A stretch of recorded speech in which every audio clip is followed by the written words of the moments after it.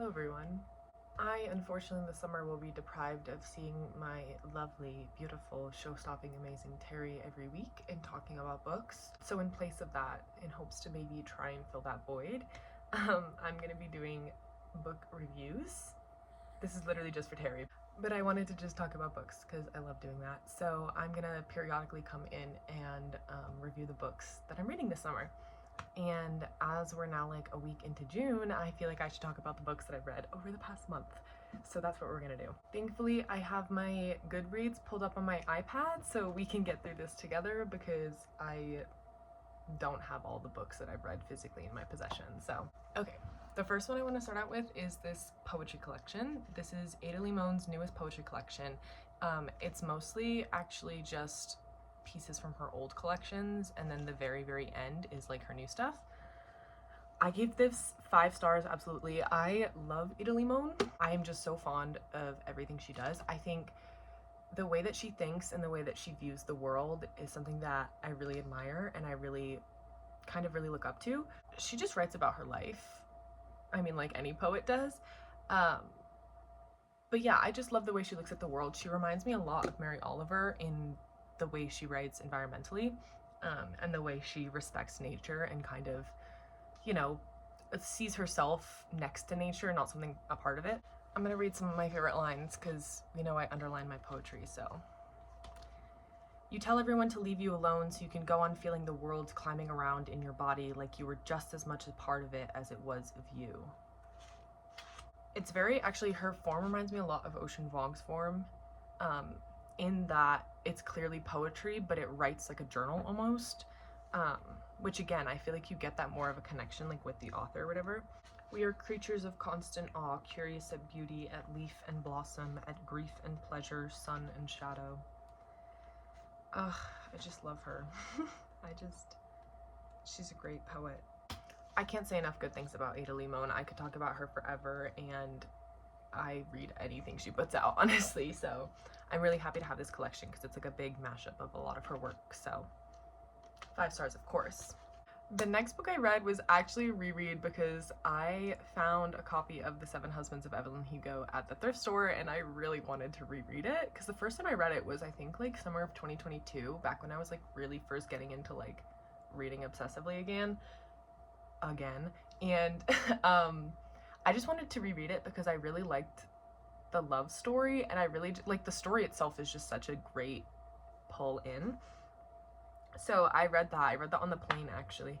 I don't know, I like Evelyn Hugo as a character because I love a flawed female main character, because the whole book is obviously unraveling why she did the things that she did, and you know how her growing up wasn't easy, and that played into it and kind of catapulted her into the life that she was choosing in a way, but also not really choosing because it felt like she didn't have another choice. And yeah, I love the way it's written. I love the way it's like following the husbands, but you know, the whole time we're worried about Cecilia because obviously. And yeah, I think it covers a lot of the important emotions also because there's so much grief in it. And there's so much, you know, resentment and anger, as well as all the love that's there, which is why I think I love it as much as I do. I've read a lot of Taylor Jenkins Reid, and I think she's definitely gotten better. I feel like I read some of her earlier works and I was just not the biggest fan, just because I feel like her characters were almost too insufferable and not developed well enough to like give me a reason to root for them. But I can't say the same with Evelyn Hugo. I think she does a great job at completing that story. So yeah, 5 stars. I won't say much more on that because that's that. Okay, next, this is also a book I read on the plane, I think on the way back. This is called Running with Scissors. This is a memoir. My mom got this for me from the thrift store, and she knew nothing about it, and I read it. Whoa. I gave it 4 stars just because I felt like at times when I was following the story, I wasn't fully getting the context of it. Like, it could have been, the world could have been painted a little bit better, but at the same time I appreciated that I was kind of thrown into nothingness and had to like figure out what the hell is going on. But again, as it's a memoir written in hindsight, I feel like a lot of the time that context and that not over description, because you never want that, but like that giving you that extra is like more beneficial than it's not. So I was kind of missing part of that, which is why I gave it 4 stars. I was fully engaged the entire time. This story is actually crazy. It's about this kid, and it starts out talking about how his mom is getting ready to go out to like a poetry reading or whatever, and it immediately dives into his family dynamic. And this main kid, Augustin, he has an older brother who's like not really a part of the story. He's like, which I actually found out afterwards because I was looking on Goodreads, he wrote his own memoir, which I'm really curious to read now, because their age difference was, I think his older brother was like 5 or 6 years older than him or something, so he like wasn't part of the story. But you hear so much about like, you know, the family stuff where he was like, because we're starting here when he's like, I don't know, 6 or 7, and so you're curious about like, you know, obviously the buildup that led to that, and the older sibling has a different perspective. But anyways, this book starts and it's talking, he's talking about how his parents would like fight and stuff, and you know, just be like absolutely dipshit crazy, like would fight. I remember there's one scene that I think is like pretty much the opening like sequence kind of that he's describing. His mom like shoved his dad back, and he like hit his head on the dishwasher and was like bleeding on the floor to the point that Augustin thought his dad was dead, which he wasn't. Crazy. But then after that, they decide to like separate the two parents. They're like, we're not going to do this anymore, whatever.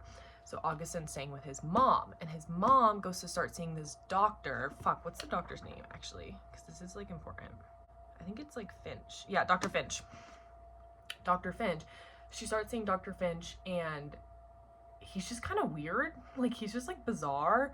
But Augustin is like very, like, he looks up a lot to doctors, because he's like, I love the uniform, like I kind of want to do that in my life. Like, nobody respects anybody like how people respect a doctor. And so he's really, really fascinated by this guy, Dr. Finch. And his mom's going to him, and it's like clear from the way it's being written, this doctor's not a typical doctor. Also because Augustin is like sitting in this office for whatever, and Hope is this receptionist, and she's talking about how she's Dr. Finch's daughter or whatever, and it's just like weird, like the dynamic is weird. And it progresses, and his mom one day is like, okay, we're gonna go to Dr. Finch's house. And so Augustin, very excited, he's like, I want to see where a doctor lives, like that sounds insane. Again, mind you, he's still only like 7 or something, I think at this point, 8 maybe. Yeah, because she was going to him for a few years, so maybe the first time he went to his house he was like 8 or something. And so he goes to his house. It's like a fucking trap house. Like, it's not cute. It's like a mess. Like, there's shit everywhere. And he goes in and he meets like all these bunch of characters. And like, long story short, his mom ends up basically like leaving him there to live at this place. And it's clear she has like drug problems, and like Dr. Finch is giving her drugs and stuff. And it's just like following the story of how he's like making his way with all of these children that Dr. Finch has adopted that now just live in this house that he's like friends with.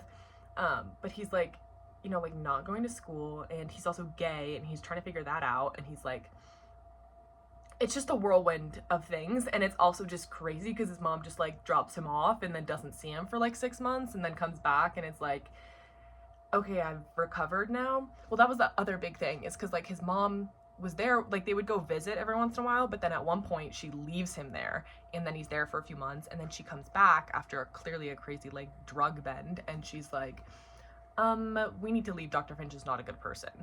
And so they leave, and like, thank God his mom finally came to his senses, I guess. But like, that's just a fucking crazy childhood to grow up not only without your parents, but in some random ass fucking house that's clearly not safe, clearly not good, like.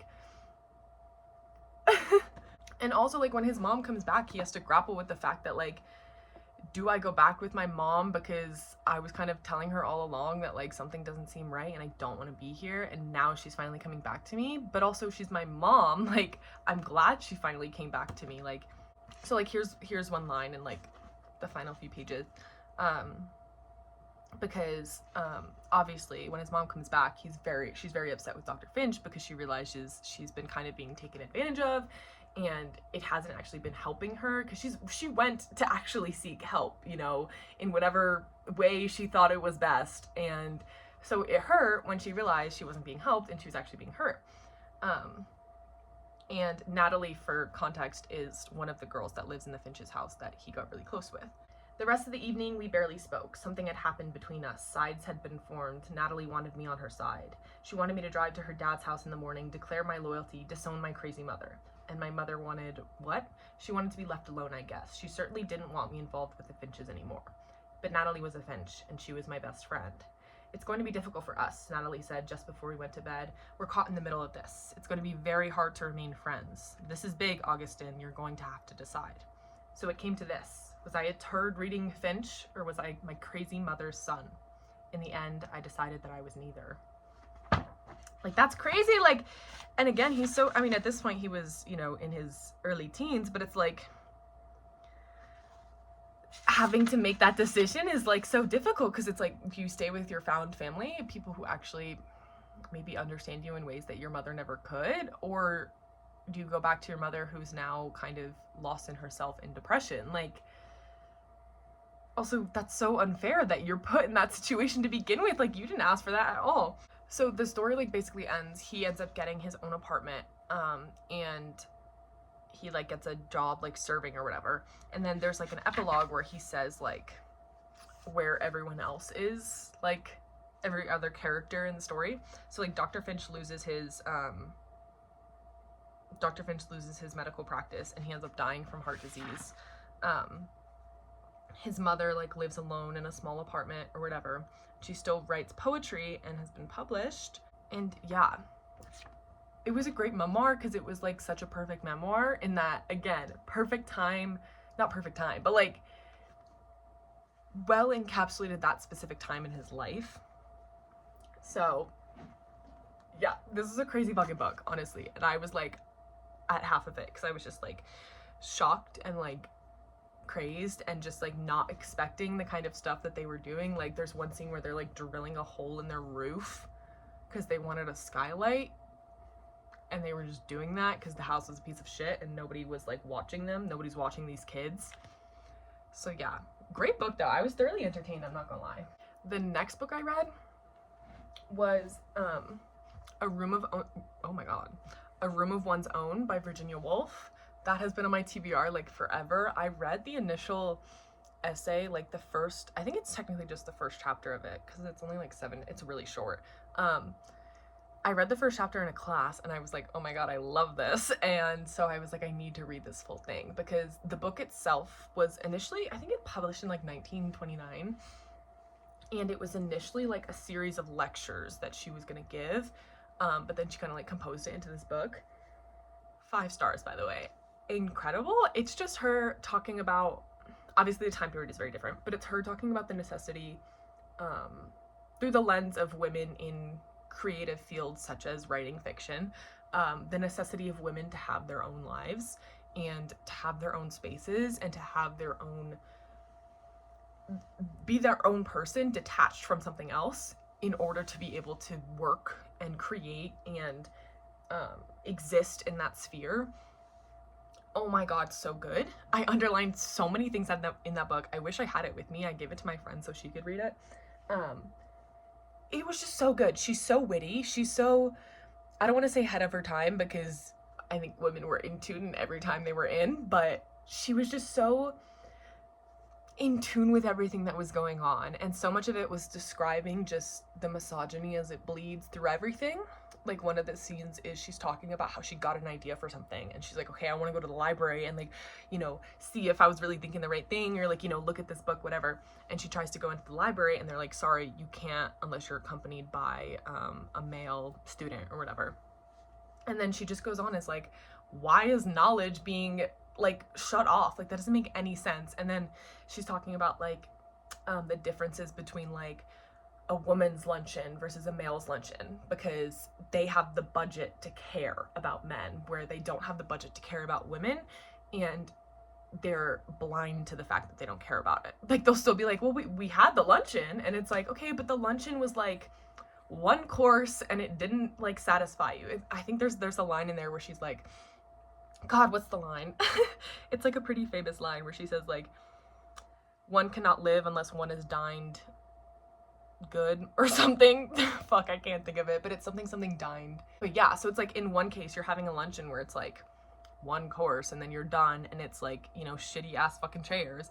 And then you have another one where you're getting 4 courses and you're eating like fish and like oysters and like, you know, it's just such a different experience. And she's just pointing out like the obviousness of it, I guess. And yeah, she makes a lot of references to like classic women authors like Jane Austen and Bronte, and is just talking about why they were successful and also why they weren't successful, but mostly talking about why they were successful because of the fact that they had the ability to think for themselves. And I just think it's crazy because it carries out so much into the world today, because like women need to be their own people. And yeah, I think another thing that I especially loved about this was she was talking a lot about, because I think me personally, I mean, like, not so much with this recent reading list, but I feel like I tend to gravitate and find myself liking books written by women more.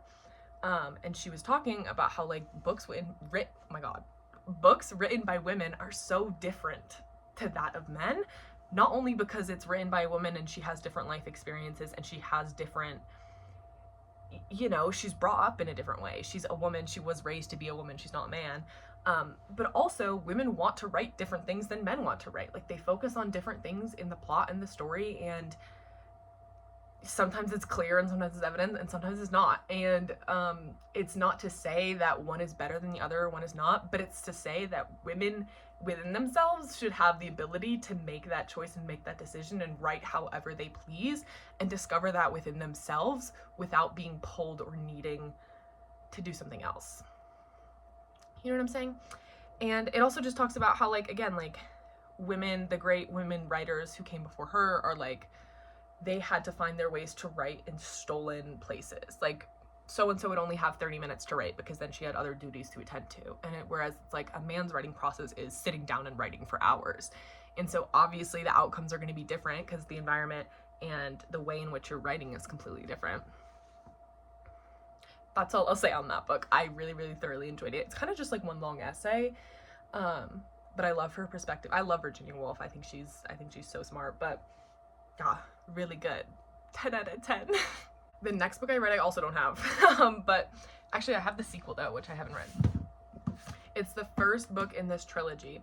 This is I Made a Friend, and this is her favorite like fantasy trilogy or whatever. So I was like, I'll read it because I don't read enough fantasy, and if I'm gonna read fantasy, it's gonna be because someone recommended it. I'm not going in blind. So I read the first book. It's called Gods of the Weirdwood, and I gave it 4 stars. I actually really liked it. I really was engaged by the world building. It was like, okay, the thing is essentially a journey through the forest, kind of.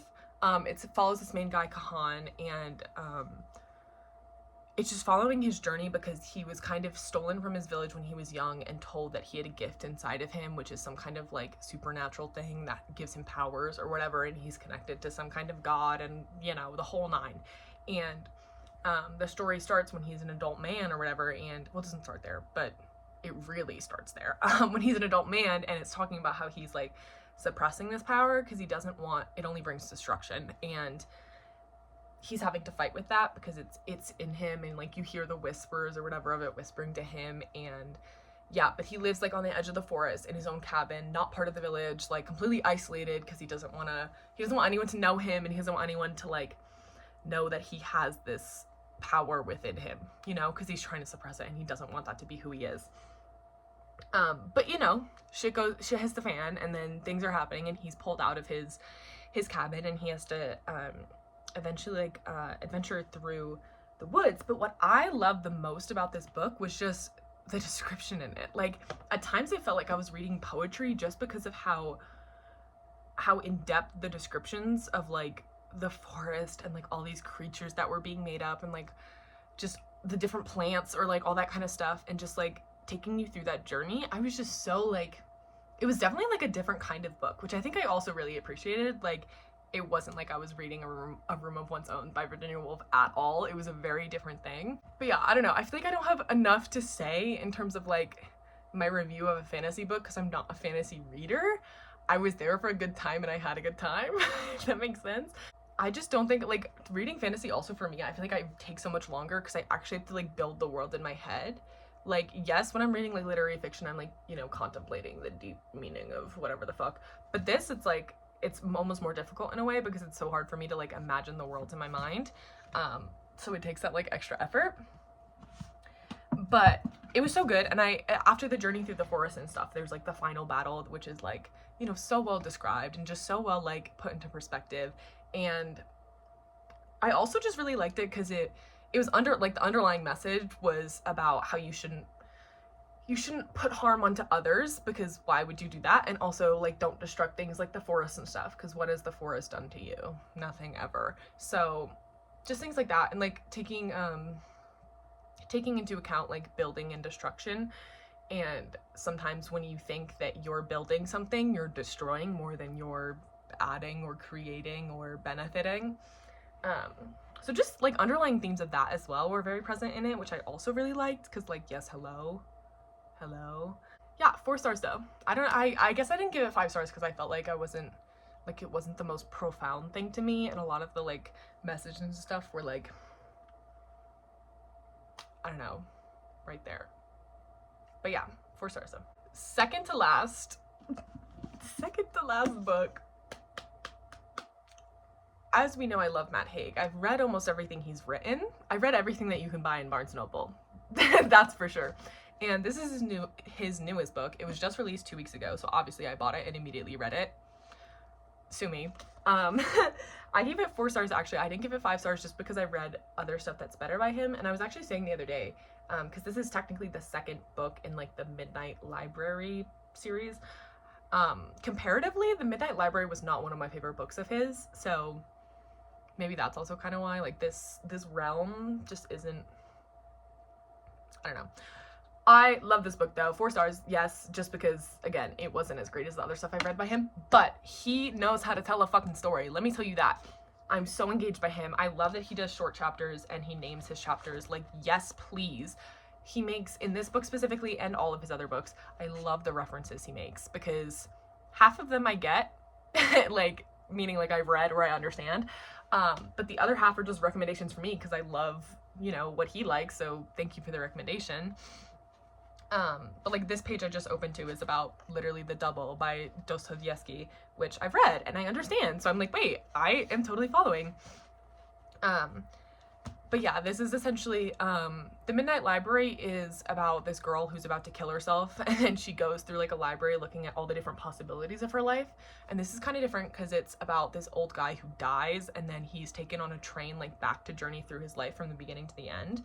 And it's a lot, actually, maybe this is probably why I didn't like it as much, is because it's very centered around love, which I like when romance is a subplot, obviously.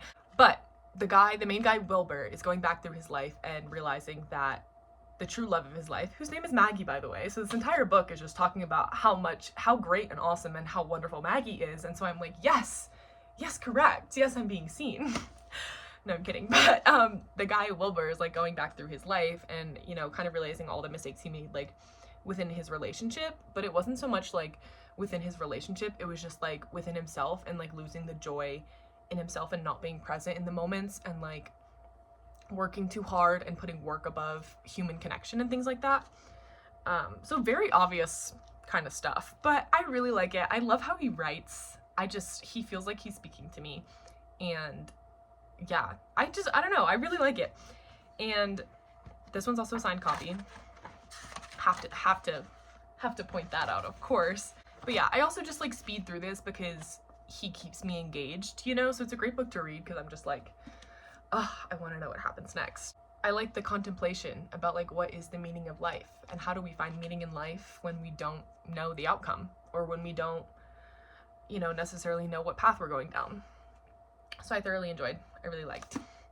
Last book. This video is already way too long, but last book. I reread Song of Myself, which is the #1.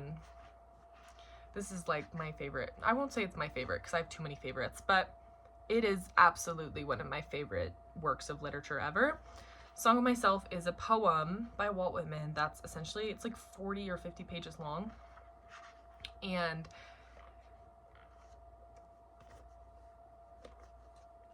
5 stars, first of all. I don't even know like what else to say other than I just love it. I like, this is my Bible. Like, yeah. I just, oh God, he's just so good at saying like you are you and there's no one else like you, but at the same time there's gonna be nothing better than interacting and finding what's similar between like you and the people around you. And not even that, it's like I can't even like explain because it's just so much, it's so far above me. Like, it's so far above me. He's gay as fuck too. Like, he's just seeing the beauty in the world and in everyone around him, and he's saying like, if you see the beauty in the world and in everything around you, you'll see that within yourself, and you'll realize that you're not separate from everything that's around you. You are the world is you. Like, it sounds so stupid when I'm saying it now, but like, I don't know. I celebrate myself and sing myself, and what I assume you shall assume, for every atom belonging to me as good belongs to you. Yes, yes, yes. I can't even say more on this. I just love it. And then he also, at the end, there's a few more poems by him, which I read as well. Like The Sleepers, Song of Occupants, I think is one of them. Yeah, Song for Occupations. I just love him. I'm gonna redo some of my favorite lines now because I can't even explain how much I love this, because I'll just, yeah. You must habit yourself to the dazzle of the light and of every moment of your life. Not I, not anyone else can travel that road for you. You must travel it yourself. All forces have been steadily employed to complete and delight me. Now I stand on this spot with my soul.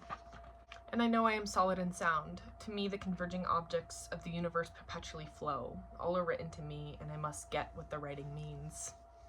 He gets it. He gets it. So yeah, that's my reading recap from the past month. I will be back in the next month to give you more reading reviews. I love you and I miss you terribly.